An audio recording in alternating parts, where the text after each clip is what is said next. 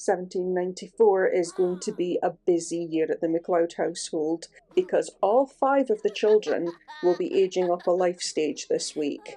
The twins are going to become toddlers, Bruce will be becoming a teen, Alf will be growing up to a child, and Margaret will be becoming a toddler nearer the end of the week. So I will let Alfred and Bruce have this cute little childish conversation moment before Bruce becomes a stroppy teen and starts causing drama in this household.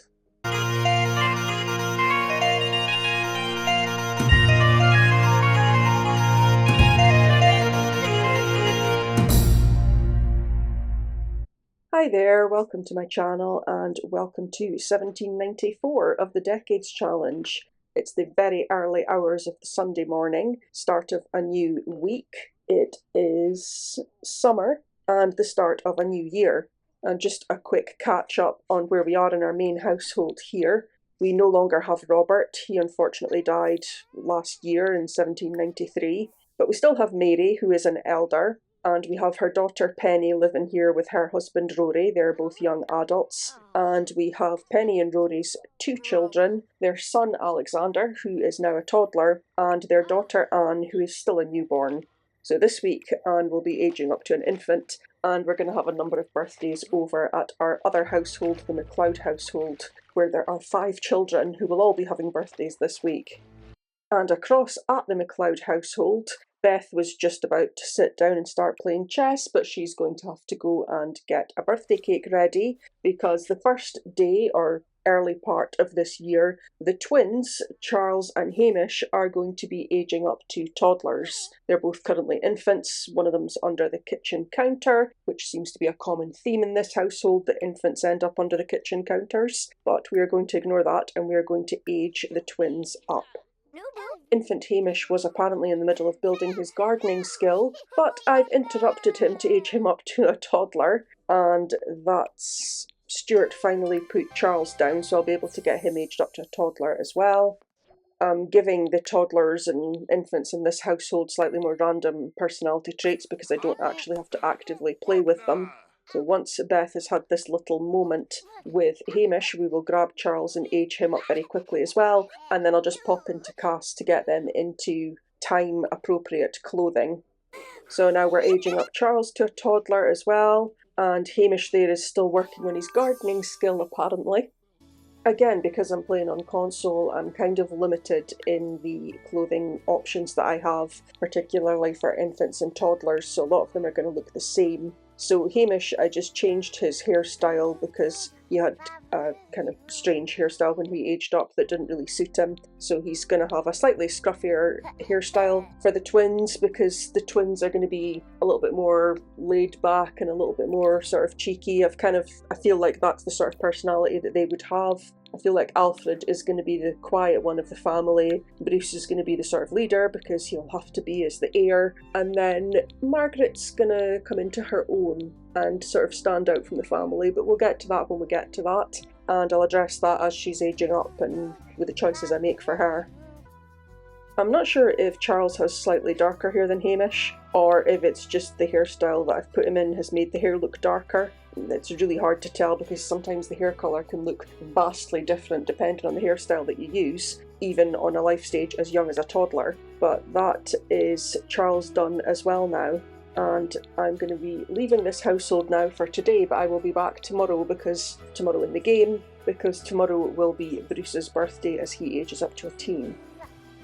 Back at the main house, I've got Mary doing the flashcards with Alexander. Mary this week doesn't seem to have that glitch that she had when I was playing last week where her face kept blacking out, or basically her entire body apart from her hair and her clothes kept just turning completely black. So I don't know if that's been fixed with the latest patch that's gone on to the game, or if it's just a coincidence because I've been playing for a long time and some bugs had started to build up when I was playing last week, but it seems to be fixed anyway. As well as today being the day that Bruce ages up to a teen, today is the day that Anne is going to age up to an infant in our main household here. So I'm just going to get Penny to come and age her up just now, and we'll see what she looks like.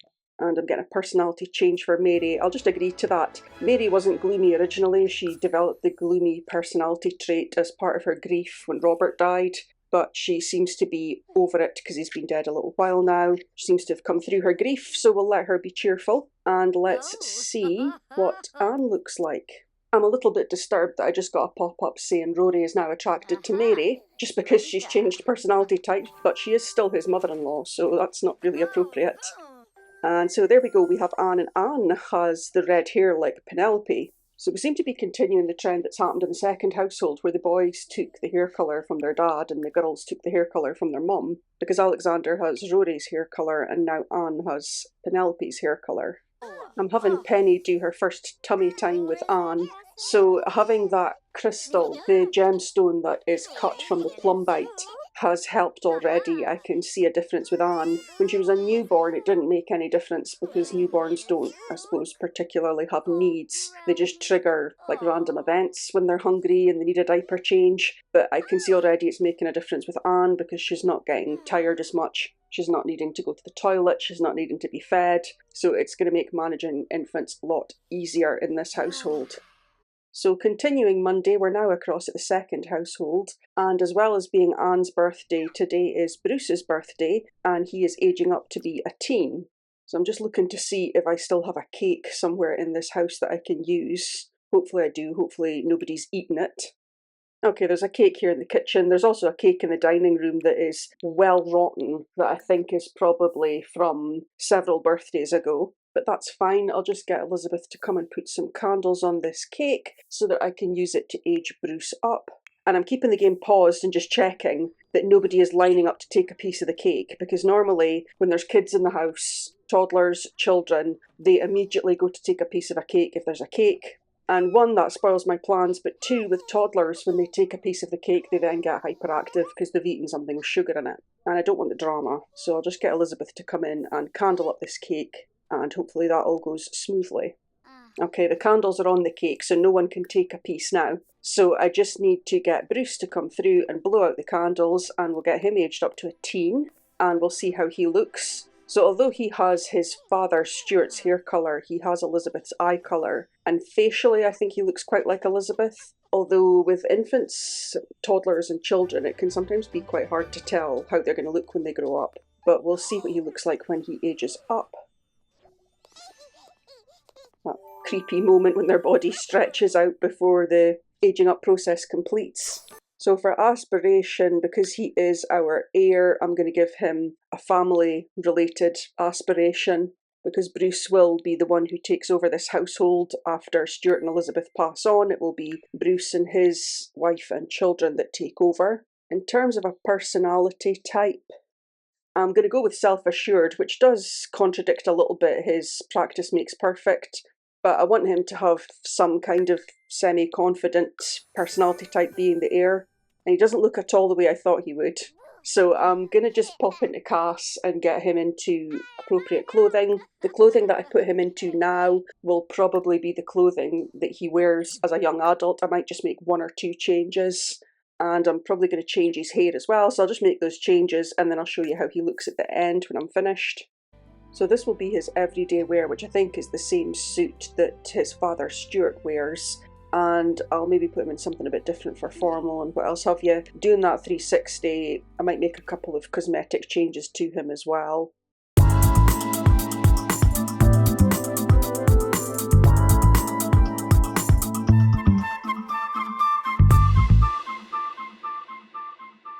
I changed his hair. I wanted something that looked a little bit scruffy but still semi-tidy, and I might change his hair again when he becomes a young adult. But I think for a teen, he can be allowed to have it like that. And also when he was a toddler and a child, he had curly hair, and I left him with the curly hair that he aged up with. So I think if we have it wavy like that just now, and then when he's an adult, I'll have the option of having it straight if I think that's better. But also with this hairstyle, I can see that his hair looks darker, which is what I thought with the twins. I thought one of them had slightly darker hair than the other, but it seems to just be that this shade of blonde hair in particular is massively different in colour depending on what style it sits in, because his hair was lighter in the other styles, so that answers that question. The twins do have the same colour of hair, obviously.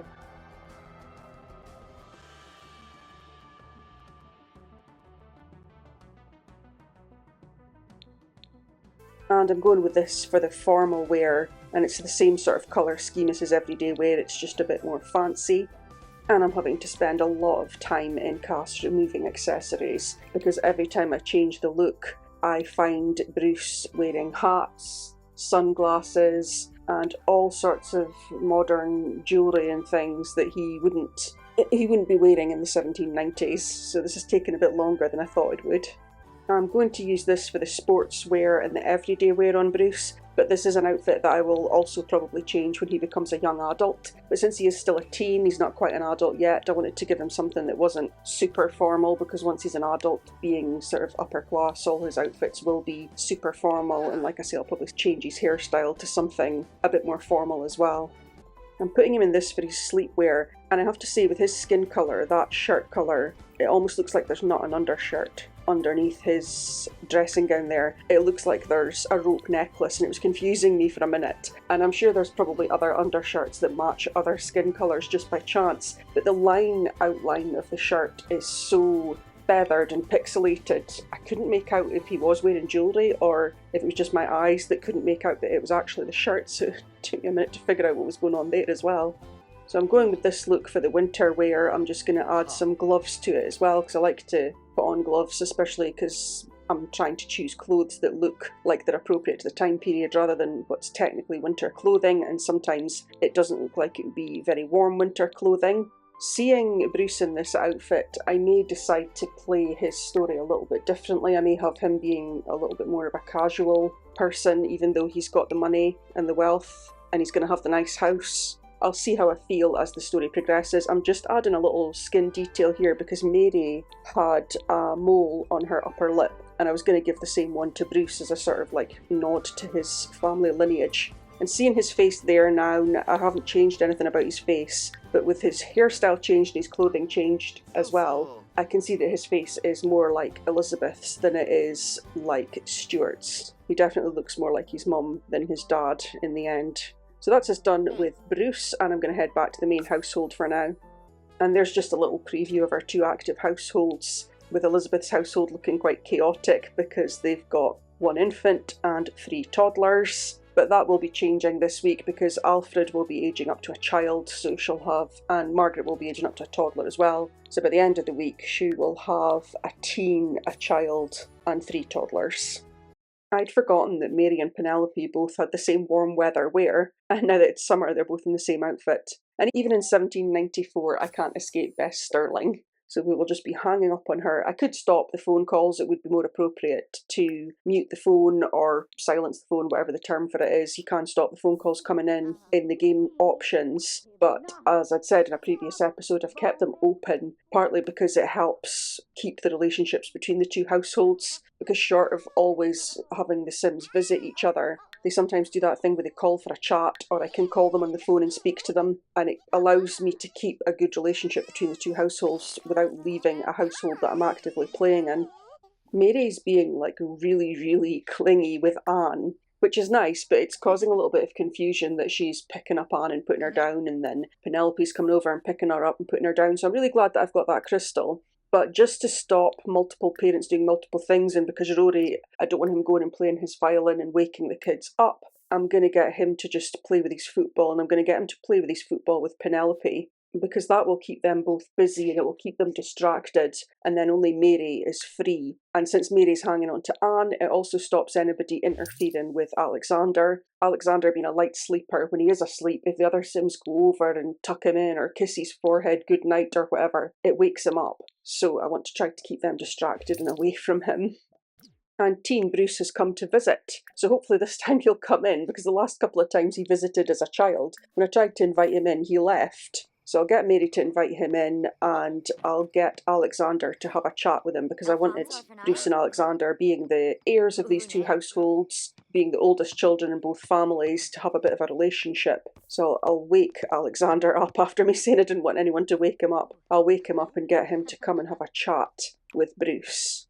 Okay, so there we go. Alexander is telling stories to his cousin Bruce. They don't have much of a relationship at the moment, but I'll let them spend some time together and build up more of a relationship. And I can see a difference in Penny already, even though she wasn't kicking that football for long. She must have only been kicking that football for maybe like 20 minutes of in-game time, and I can see that she's lost weight already. It's shocking how quickly it changes the Sims' physique if they play with the football, which is why I keep it in Rory's inventory to stop anyone else picking it up, because it kind of breaks the immersion of the game if all the Sims end up super buff and super slim, because that's the way it goes. And Stuart's just shown up as well, and he's gone straight to speak to Rory. Stuart and Rory seem to be quite good buddies, so which is fine. They're both the in-laws into this family, the husbands that have married into this family, so it's fine for them to have a good relationship as well. And again, here's Mary never letting go of Anne. She's now letting Anne sleep in her arms. This is because I did away with the infants' cot, because I didn't want to have to deal with them putting the infants in and out of their beds. And apparently Rory is telling Bruce a spooky scout story, which is another carryover from the other save file that I took Rory from. He was a top-level scout. He completed all the scouting tasks that there are to complete, so he's got some of the bonuses that a sim gets when they go through the scouting thing, and there he goes thinking about diapers and babies again, which he just seems to constantly do. We will be having another child in this main household. I'm just going to wait till Anne is on a little bit further. But while Anne is an infant, I will be getting Penny pregnant. It will probably be next week. In 1795, we'll get Penny pregnant. And again, we'll hope against hope that she doesn't have twins or triplets. These two have autonomously just started kicking the ball with each other again. So if Penny starts to look different, because I can definitely see a difference in her already, it's because she's now kicking the ball with Rory. He does quite often autonomously queue up that he wants to kick the ball with someone, but it's usually Mary, and I have to stop it when he does that, because obviously with her being an elder, if she exerts herself physically too much, she can die of exhaustion, so I usually have to interfere and stop it. But I'll let him do it with Mary, it's fine. The kids are both asleep, so it stops them interfering with them.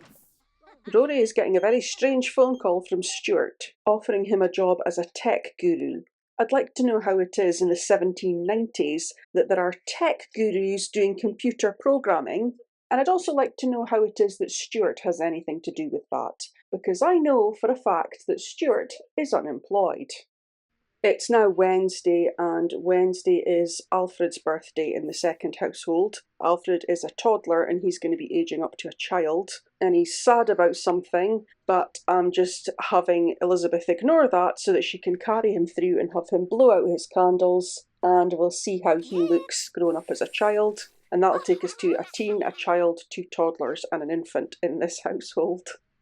I won't be completing any of the aspirations in this household, but I'm going to give Alfred the creative aspiration, and for his personality type, I'm not sure what I'm going to go with. Okay, I'm going to go with proper. Not because it has any particular benefits to gameplay or anything, just because I think that's the sort of personality that Alfred would have. I think he'd be one that sort of always follows the rules and always does what he's supposed to do. And in his very modern clothing and with his very modern hairstyle there, I will be going into Cass and changing him up, obviously. I fussed about a little bit trying to pick a hairstyle for Alfred, but since I did, I'm just showing this clip to show how big a difference there is in hair colour between these different hairstyles. And his hair is going to end up looking drastically different in colour from how it started out, but it's not that I've changed the colour, it is just that I changed the hairstyle. So I've gone with this hairstyle. I wanted him to have a slightly longer hairstyle and quite a soft looking hairstyle, because Alfred is going to be someone who does the right thing and is going to sort of play it off that he does the right thing because he's noble, but really deep down he's someone who follows the rules because he's a little bit of a coward. That's the sort of personality that I'm going for with Alfred here. So this is Alfred's everyday wear. This is his formal wear. This is his sports wear, which is the same as his everyday wear. And I'm using these pyjamas again for his sleepwear. This is his party wear, which is the same as his formal wear. I don't imagine he's going to go swimming, so I'm just going to leave him in this for his swimwear, even though it's got a logo on it and it's not really appropriate to the time period. His warm weather wear is the same as his everyday and his sports wear.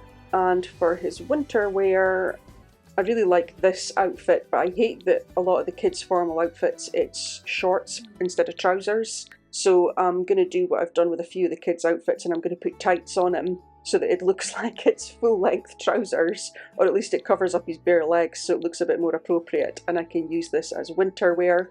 So I'll add on just some tights that match the top. That's good enough, that'll do. And then I'll put on gloves and a hat, and this will be his winter wear. While I'm choosing the hat for Alfred, I'm also gonna, in this close-up, show you I added freckles to his face. I felt like he should have freckles, so I've added that skin detail to him, and you can just see it there. They're quite faint across his nose and his cheeks. And he'll have that as a child and a teen. I may or may not keep it when he's an adult. I'll see how I feel. And that's his final winter look there, and that's us done with Alfred. So after just kicking the football with Rory twice, Penny looks completely different.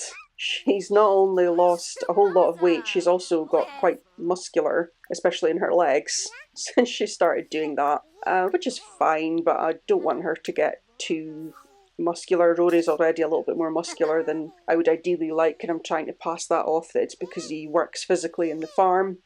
In the interest of making my life a little bit easier, as well as the plumbite, I cut a diamond gemstone because the diamond slows decays in romantic relationship and helps Sims recover faster if they have a disagreement in their relationship. And I've only had it one day, but already I've noticed the difference, because normally after one day the relationship between Penny and Rory has gone to nothing if I'm not actively having them romantically interact with each other. So if you see that, I'm just putting it here in the corner of their bedroom just to keep their relationship good.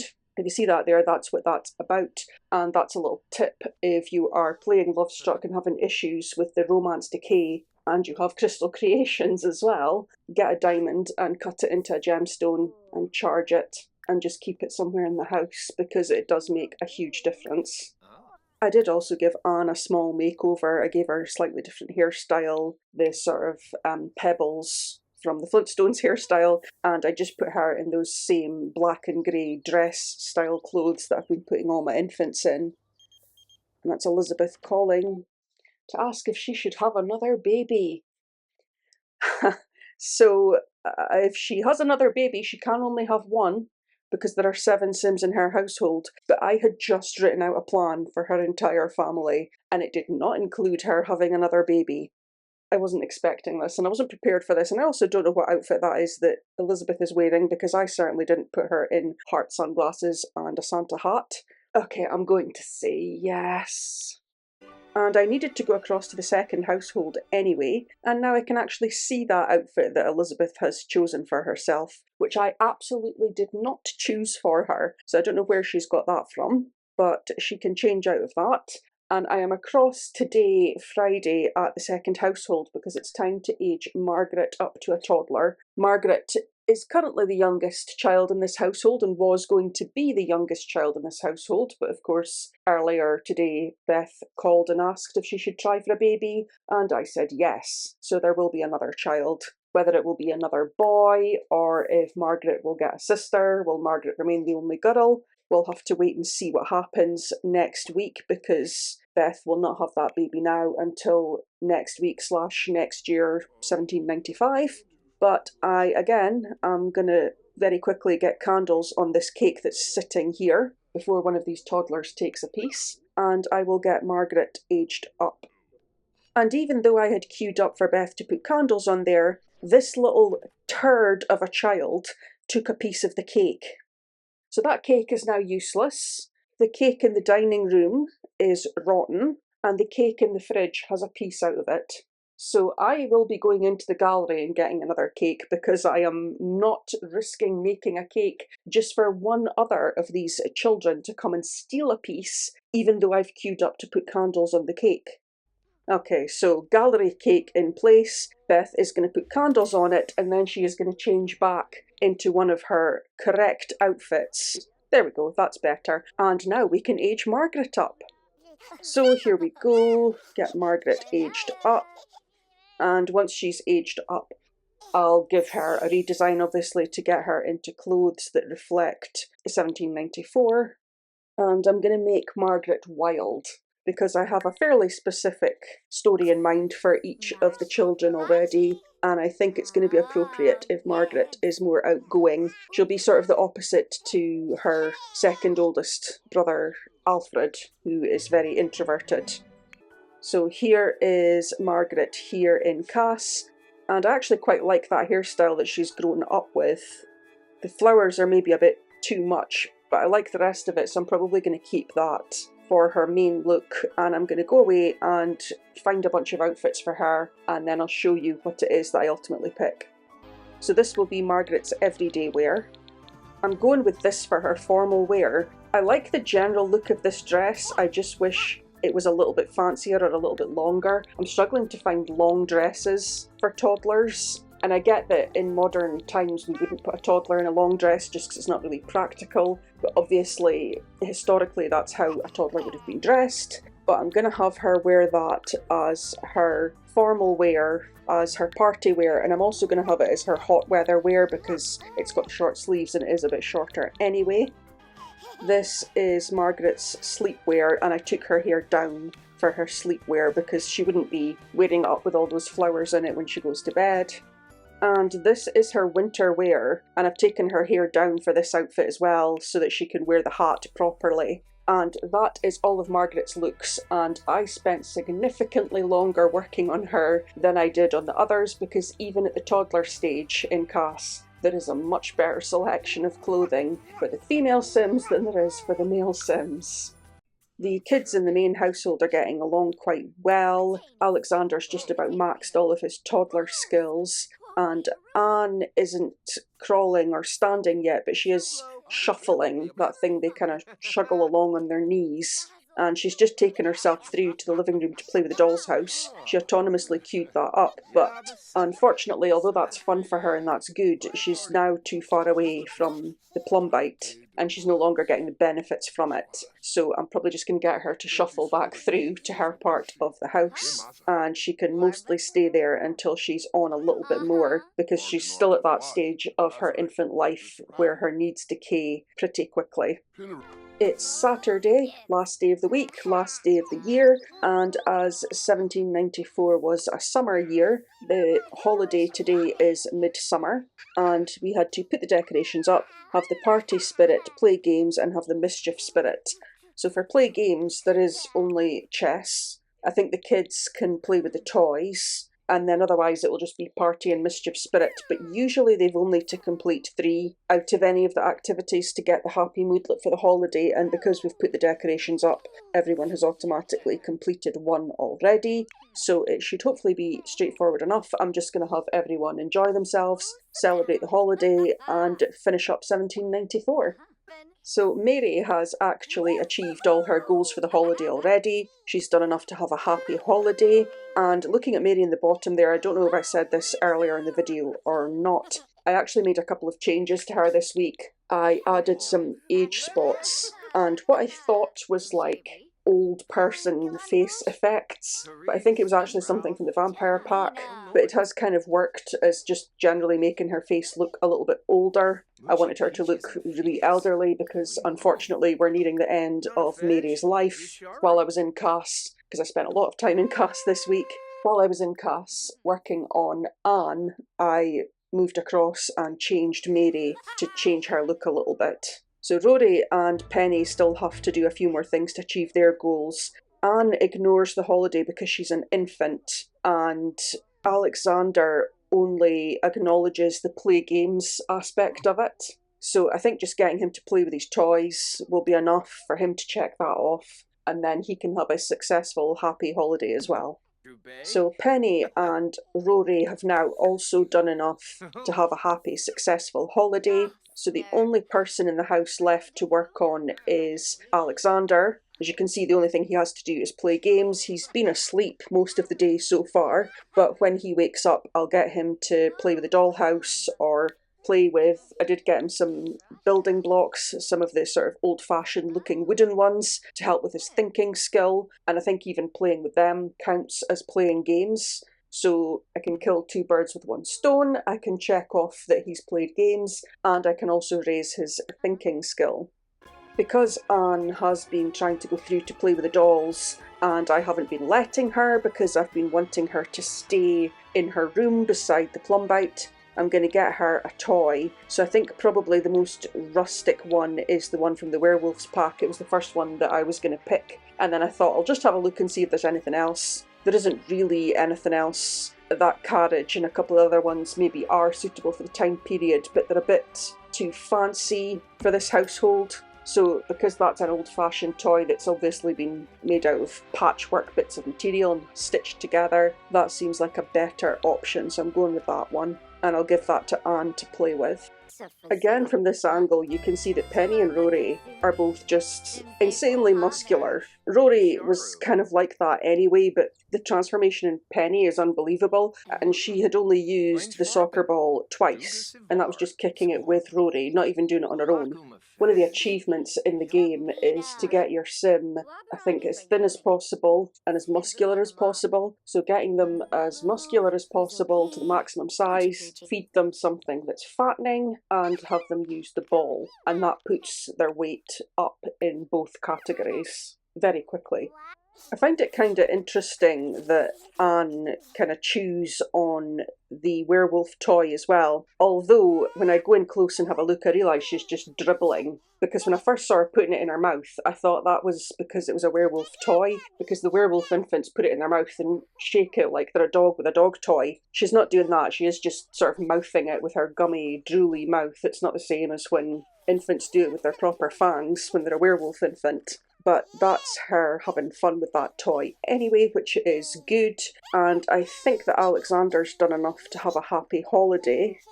Okay, Alexander has not quite done enough to have a happy holiday. He's played with these blocks and he's played with the dolls. And I had him play with the dolls again, but that doesn't seem to have checked it off, so I maybe need to just get him to do something different. So I'll get that toy off of Anne, and I'll get him to play with that, and that will hopefully check off that last part for him, and he will have a good holiday. Elizabeth has come over to visit, and I'm having an issue that I've kind of had a lot this week, especially now that I've got two small children in the house, where when I'm trying to get a camera angle to get a good look at what's happening, I can't really because of all these half walls that I've got. So I think between now and next week, I'm going to redesign the house slightly and make that area a bit bigger so that there's bigger spaces between the half-walled areas. I still like the idea of having them like that, just with the half walls. I don't really want full walls in them because it is a high-walled building and I don't think it'll look right according to how I wanted this building to look. But I think if I just space them out a bit more, it'll make it easier to see what's going on. And I'll also make a few changes with the beds, because with Mary being single, she doesn't really need a double bed. And I'm going to need to set up, effectively, the room that Mary's in right now should become Penny and Rory's room, and where Penny and Rory are should become a room for Alexander, and then any future children can go in there because I can get 2 or more single beds into it. So I'll work on that between this week and next week, and I'll show my progress on that at the start of next week's episode. So that is everyone now set up to have had a good holiday today. And obviously we've still got Elizabeth over visiting us, and that is all the family gathered together in Alexander's sleeping area, because he doesn't specifically have his own room really, he's kind of in this little corner, but we'll get that sorted before next week.